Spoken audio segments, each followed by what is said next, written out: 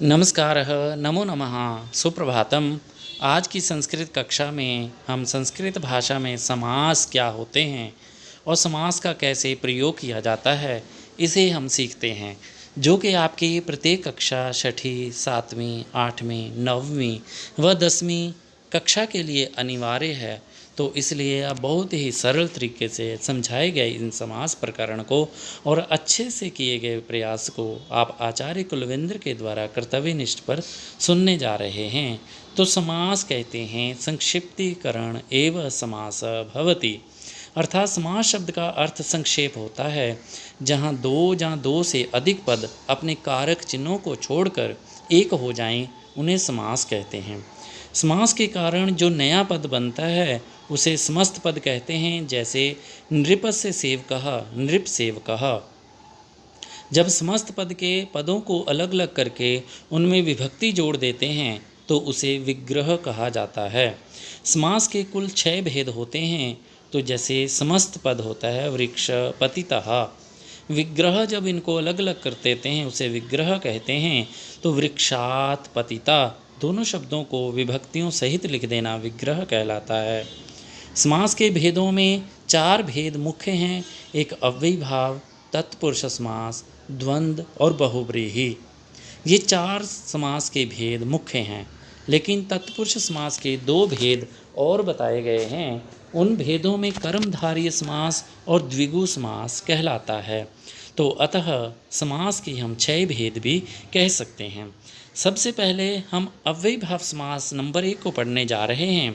तो यहाँ कहता है कि जिस समास का पूर्व पद अव्यय हो, अर्थात पूर्व पद की ही प्रधानता हो, उसे अव्ययीभाव समास कहते हैं।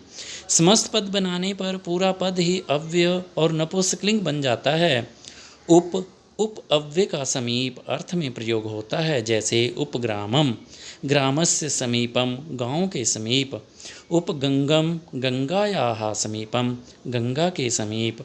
उपमुनि, मुने समीपम, मुनि के समीप। निर अव्यय का अभाव अर्थ में प्रयोग किया जाता है, जैसे निर्जनम, जना नाम अभावा, जनों का अभाव, सुनसान। निर्विघ्नम, विघ्ना नाम अभावा, विघ्नों का अभाव।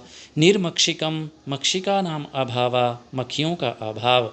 हिंदी में इसका अर्थ है अनु अव्यय का पश्चात तथा योग्यता के अर्थ में प्रयोग होता है, जैसे अनु विष्णु, विष्णु पश्चात। इसकी हिंदी होगी विष्णु के पीछे। अनुरथम, रथस्य पश्चात, रथ के पीछे। अनुरूपम, रूपस्य पश्चात, रूप के योग्य। अनुगुणम, गुणस्य पश्चात, गुणों के योग्य। प्रति अव्यय के साथ आवृत्ति दोहराना अर्थ में प्रयोग होता है, जैसे प्रत्येकम, एकम एकम प्रति, हर एक। प्रति गृहम, गृहे गृहे प्रति, हर घर में। प्रति मासम, मासम मासम प्रति, हर मास में। यथा यथा शब्द का प्रयोग हम देखते हैं तो अव्यय के साथ अनतिक्रमण, अतिक्रमण या उल्लंघन न करने के अर्थ में अव्ययीभाव समास होता है। जैसे यहाँ लिखा यथा समयम, समयम अनतिक्रम्य, समय के अनुसार। यथा शक्ति, शक्तिम अनतिक्रम्य, शक्ति के अनुसार। यथा विधि, विधिम अनतिक्रम्य, विधि के अनुसार। सह सहितम के अर्थ में होता है। सगर्वम, गर्वेण सहितम, गर्व के साथ। सबलम, बलेन सहितम, बलपूर्वक।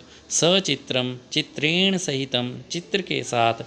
अधिसप्तमी विभक्ति के अर्थ में। अधिगंगम, गंगायाम इति, गंगा में। अधिहरि, हरौ इति, हरि में। तत्पुरुष समास के बारे में हम पढ़ते हैं, जो दूसरा समास है। इसमें दिया गया कि इस समास में उत्तर पद, बाद वाला पद प्रधान होता है। उत्तर कहते हैं बाद वाला। इसके पूर्व पद पहले वाले पद में द्वितीय विभक्ति से लेकर सप्तमी विभक्ति का प्रयोग होता है। समस्त पद बनाने पर बीच की विभक्ति का लोप हो जाता है, जैसे द्वितीय तत्पुरुष।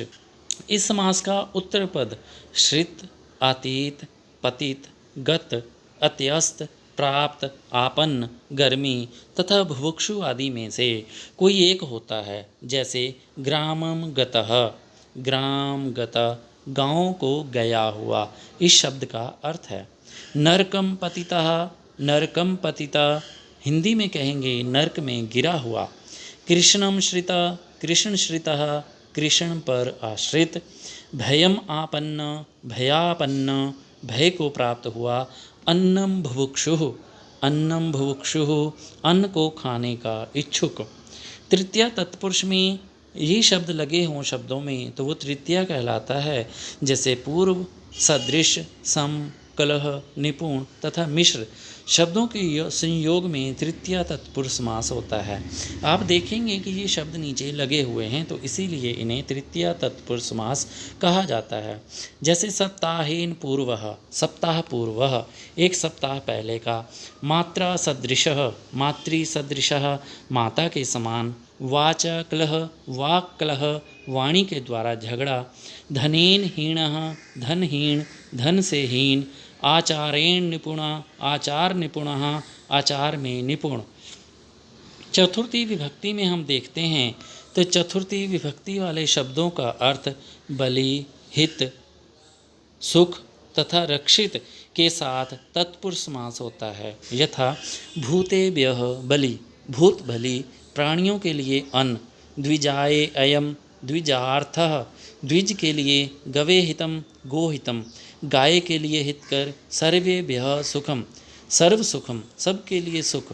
पाकाय शाला, पाकशाला पकाने के लिए घर।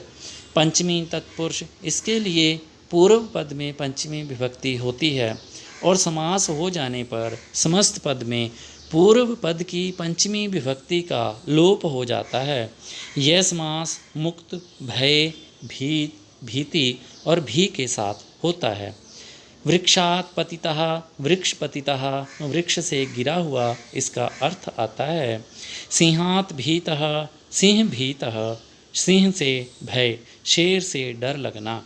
रोगात् मुक्तः, रोग मुक्तः रोग से मुक्ति।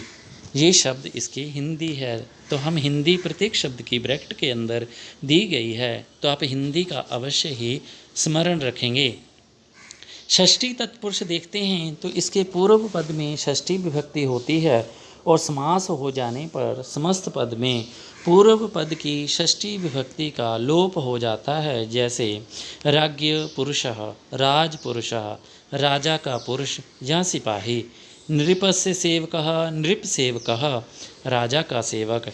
विद्यायाः आल्य, विद्यालय विद्या का घर। सूर्यस्य उदय, सूर्य उदय सूर्य का उदय। परेषाम उपकारः, परोपकारः दूसरों का भला इत्यादि। सप्तमी तत्पुरुष के बारे में हम पढ़ते हैं तो इसका पूर्व पद सप्तमी विभक्ति में होता है। जैसे कुशल, निपुण, चपल, पंडित, पटु, प्रवीण तथा धूर्त के साथ भी इनकी सप्तमी तत्पुरुष समास होता है। जैसे वाची पटु, पटु शब्द यहाँ लगा हुआ है तो सप्तमी तत्पुरुष हम इन शब्दों से पहचान सकते हैं। वाक पटु वाणी में चतुर। युद्धे कुशलः, युद्ध कुशलः युद्ध में कुशल। अध्ययने पटु, अध्ययन पटु अध्ययन में पटु। रणे निपुणः, रण निपुणः रण में निपुण। न्याये प्रवीणः, न्याये प्रवीण न्याय में प्रवीण। ऐसी कर्मधारय समास के बारे में हम पढ़ते हैं तो कर्मधारय समास में कहा गया कि जिस समास में विशेषण विशेष्य अथवा उपमान उपमेय का एक साथ प्रयोग हो वह कर्मधारय समास होता है।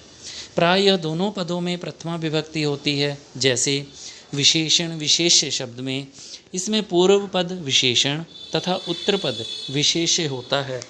दोनों पदों के बीच में च, असौ या तत् लगाकर विग्रह किया जाता है। जैसे वीरः बालः, वीर बालः वीर बालक। मधुरं वचनं, मधुर वचनम मधुर वचन। पीतम अंबरम, पीतांबरम पीला कपड़ा। कृष्ण सर्पः, कृष्ण सर्प काला सांप। नीलम च तत्कमलम, नीलकमलम नीला कमल। महान च असौ देव, महादेवः शिव। उपमान और उपमेय के बारे में हम पढ़ने जा रहे हैं।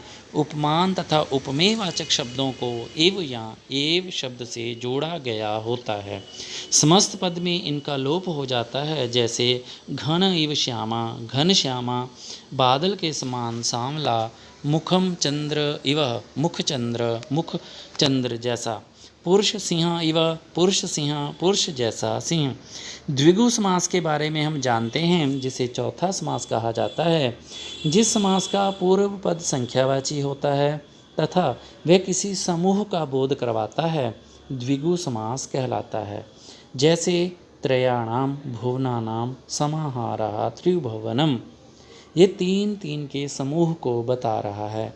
नवानाम रात्रीणाम समाहारा नवरात्रम, पंचानाम वटानाम समाहारा पंचवटी, चतुर्णाम युगानाम समाहारा चतुर्युगम, त्रयाणाम फलानाम समाहारा त्रिफलः, सप्तानाम अहनानाम समाहारा सप्ताह, पंचानाम तंत्राणाम समाहारा पंचतंत्रम। तो ये त्रिभुवनम, नवरात्रम, पंचवटी, चतुर्युगम जो अंतिम शब्द दिखाई दे रहे हैं, त्रि, नव, पंच, चतुर, त्रि, सप्त, पंच, ये संख्या का ज्ञान ही हमें द्विगु समास के बारे में बताता है। अब हम समास के एक और रूप के बारे में पढ़ते हैं, जिसे द्वंद्व समास कहा जाता है। तो द्वंद्व समास के बारे में कहा गया कि इस समास में पूर्व पद तथा उत्तर पद दोनों समान रूप से प्रधान होते हैं।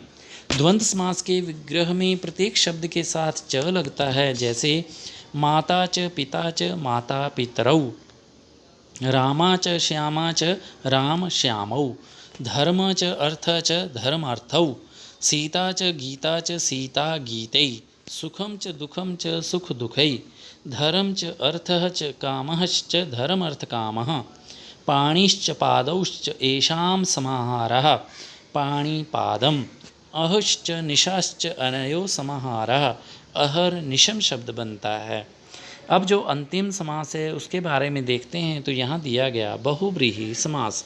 तो बहुव्रीहि समास में कहा गया कि जिस समास में पूर्व पद और उत्तर पद दोनों ही किसी अन्य पद के विशेषण हों तथा कोई अन्य पद प्रधान हो, उसे बहुव्रीहि समास कहते हैं।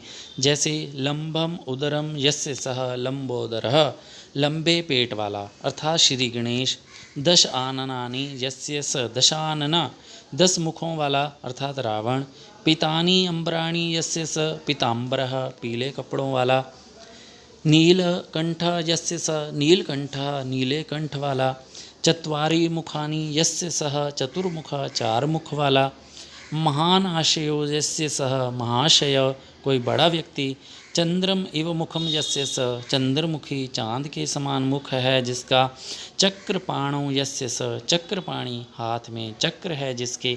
ऐसे जो शब्द हैं आप इनकी हिंदी के साथ साथ भी इन शब्दों को याद कर लेंगे, ताकि आपके परीक्षा में और अच्छे नंबर आएँ और आप हमेशा 100 में 100 लेके आएँ। यदि आप इसे अच्छे से याद कर लेंगे, स्वतः ही आपके अच्छे मार्क्स आएंगे। आपका पुनः धन्यवाद। आज की संस्कृत कक्षा में कर्तव्यनिष्ठ पर संस्कृत अध्ययन के लिए और भी वीडियो देखने के लिए आप इसे हमेशा सब्सक्राइब करें। धन्यवाद।